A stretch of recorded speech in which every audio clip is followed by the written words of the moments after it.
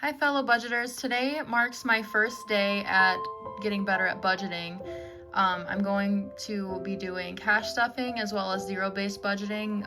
Those two put together are really great budgeting tools. I've never tried cash budgeting before. I have technically tried the zero-based before, but it wasn't, but physically like holding the money is I think is what's going to really change the game for me. But before we get into all that, I'm going to go over my numbers, my personal numbers, and how I got to those numbers. I've been trying to budget for a very long time, and it hasn't been going super well, but I have really high hopes for this, and I'd like it if you followed along and we kept each other accountable and all that jazz. But I'm really excited for fall. I got some fall vibes going over here. So the first thing I did, I don't remember what it is, but maybe I'll link it if I can. It's an income calculator, and it kind of tells you like what your take-home pay would be with like your hourly wage and everything. Mine was $2,500 for monthly. So one of the first things that I suggest doing, what I did, is going through your fixed expenses and writing all those down first, because those are the ones that are the same every month and you have to pay in order to survive, like things like rent, your water and electricity bill, phone. I have my car insurance on here as well. So let me write these down really quick.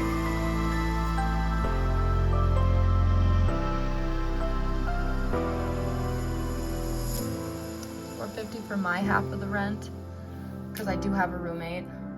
And then usually our utilities are about, lately they've been a lot higher, which you'll see probably later. Unless they go down, we'll see. Hopefully they go down. That'd be really cool if they did. My phone is 91. It's like 90 and some change, but I always round up.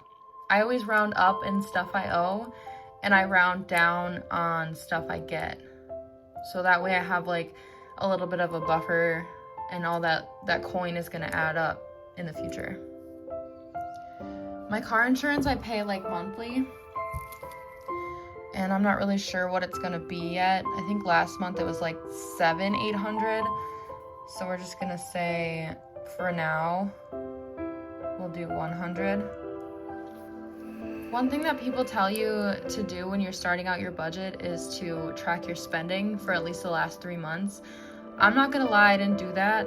I just I went off of probably maybe a month's worth, or what I think I paid for things, which people will tell you not to do. They advise against it all the time, but the beauty about having your own budget and like writing this down on paper and kind of making it your own is that you can change it at any point in time, which I think I've changed my budget since the beginning of this year.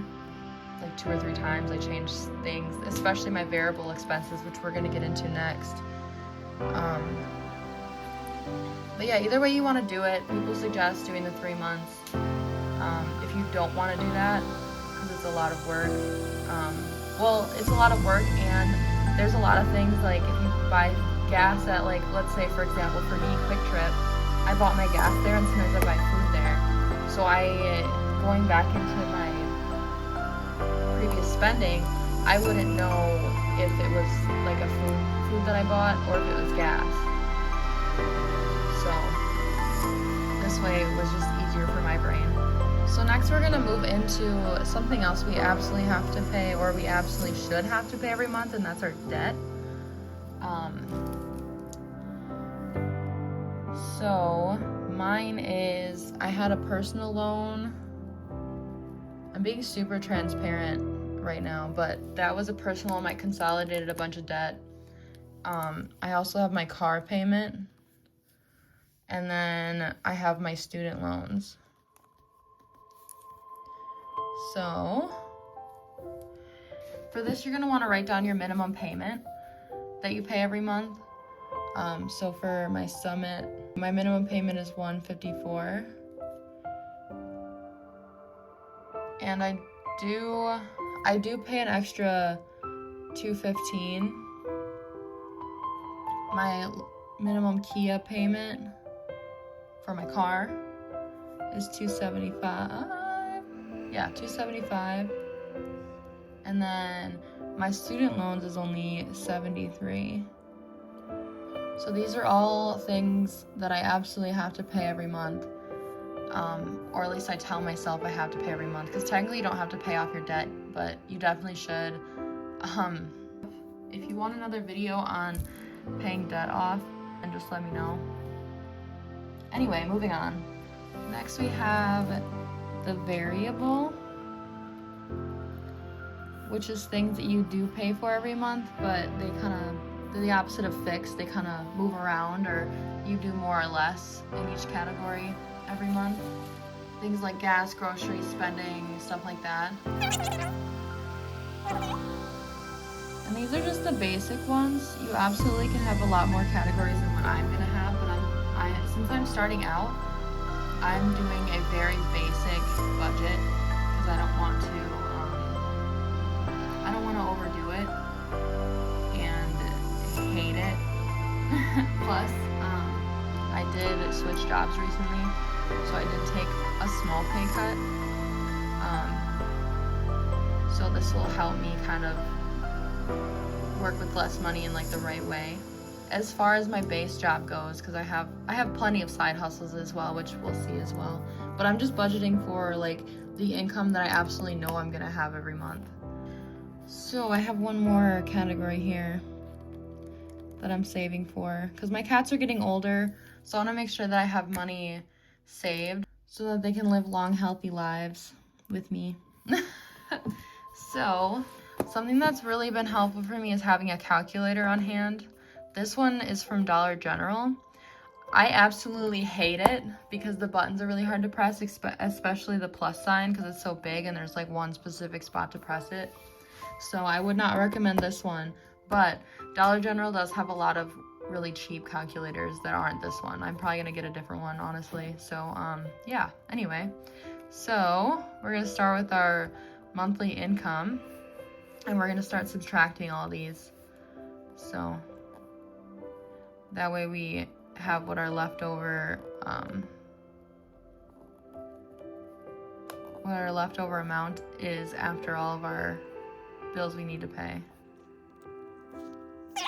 After our fixed expense, we have $17.59 left. So we're gonna do these ones as well.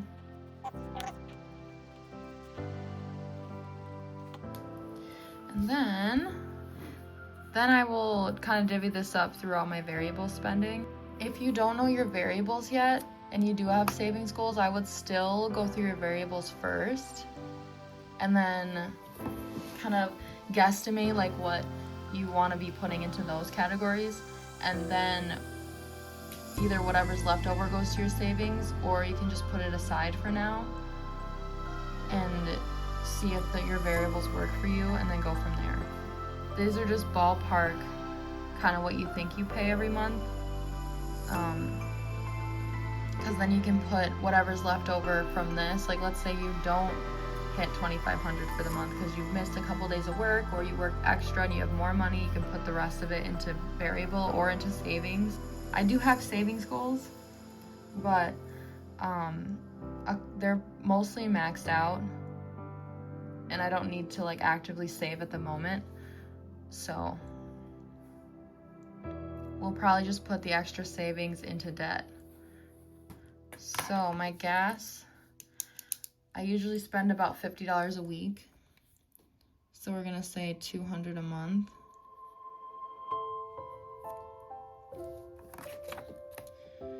And then I would suggest to kind of subtract these as you go to make sure that you're on track. My groceries, I know I spend about $100 a week, and this is just for myself.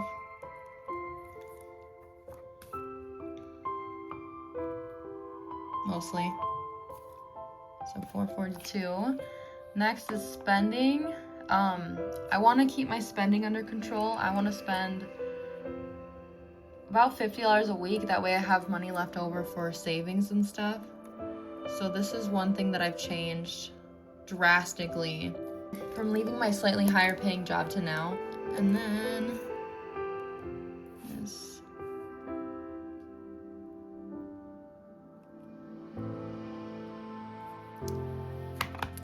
guess I'm gonna do,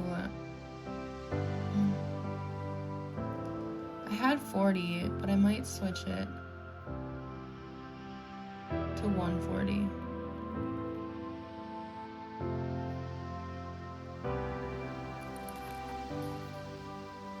Hold on, I gotta redo this now. Oops. So.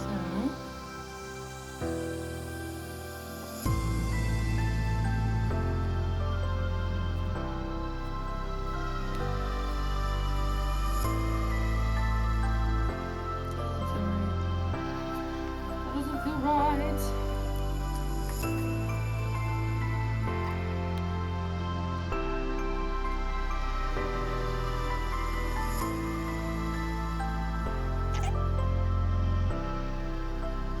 Oh, I guess I didn't subtract my spending yet. Okay, so 242.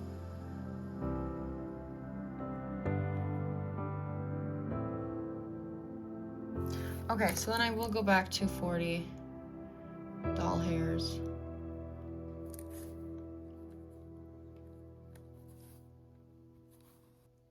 The rest of this is gonna go towards savings because I have a couple savings goals. Like I said, they're almost maxed out, and I think a couple of them only need 200 bucks in them. So then in a couple months, I'll be maxed out on all my savings goals. So yeah. Now, since I get paid weekly, I get 4 paychecks a month. So I usually divide all these by 4, but if you get paid bi-weekly, I would divide it by 2, obviously. If you get paid monthly, I don't know what that would be like. That's never happened to me before, so you might want to watch somebody else's videos. But usually, I just divide everything by 4. And then I'll put that in its own column. That way I have like a point of reference when I do get paid. I can just easily do the math on that. So we'll do 450 divided by 4. And it's got a decimal, so we're just gonna round up because this is what I owe, I round up, so it'll be 113. And then 100 divided by 4 is 50.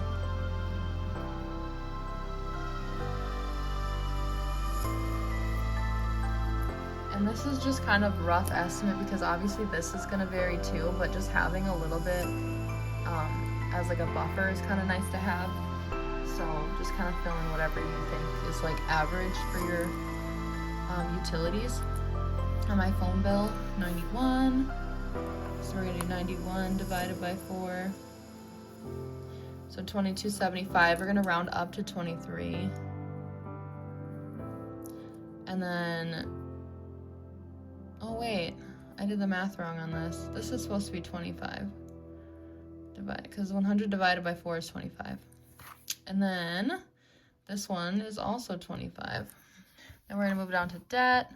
So we'll do 154 plus, oh geez. See, I didn't push the plus button all the way.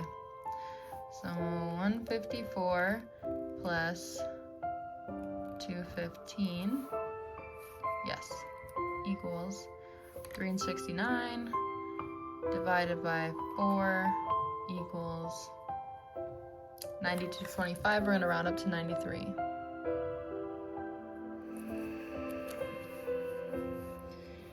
Then we're gonna do the rest of that with all these, and I will speed through this so you don't have to sit through it so much.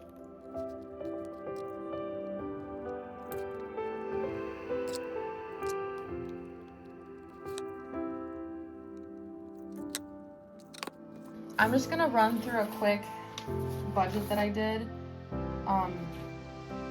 for like it'd be my first paycheck in September, which was my last paycheck from my last job. So it's gonna be a little bit more than, you know, the 25, hold on. Than the 625. It's gonna be a lot more than the 625 that I'm projected to get now that I have this new job. So that was on 9.5. My income was 875. So for my fixed expenses, I did double because there was already like almost like a full week before I got to here that I wanted to make up for, so I did double rent. I did double the rent, double the utility.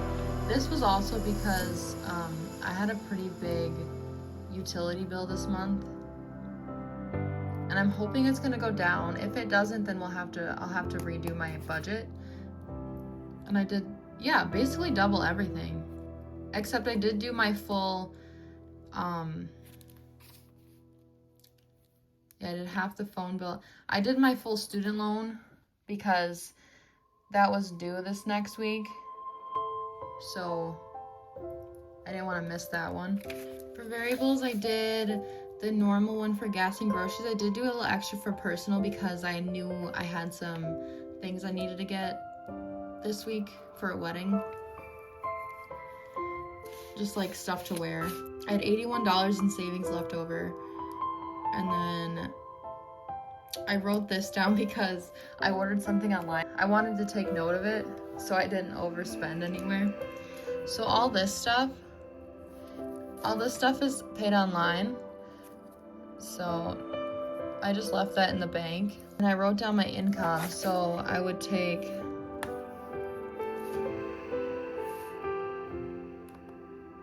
what my paycheck was minus all those. Let's see.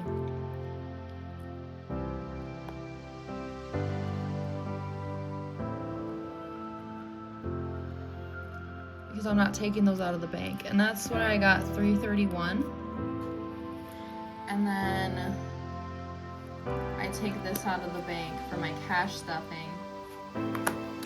And these are the denominations that I wanted to take out. I usually just write on my withdrawal slip the amount that I'm withdrawing in the normal spot, and then it's like somewhere like on the back or in like the corner, I'll put down the specific denominations I need to stuff them into my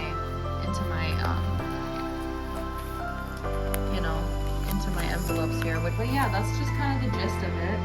I'll get into my budgets every week for you guys starting this week possibly. We'll see. Like I said, I'm changing jobs, so it's kind of a mess right now. I got my side hustles going. One thing you'll see up here is this is just like my general income, and so is this obviously, but I'll also have like, you know, more numbers here, and then I'll put like DoorDash or anything else like face painting or anything like that. So yeah, let me know if you have any questions, and I will answer them the best I can, and we'll learn about this stuff together, because I know I'm definitely not an expert, and I'm trying to get my shit together as well. So here's to that.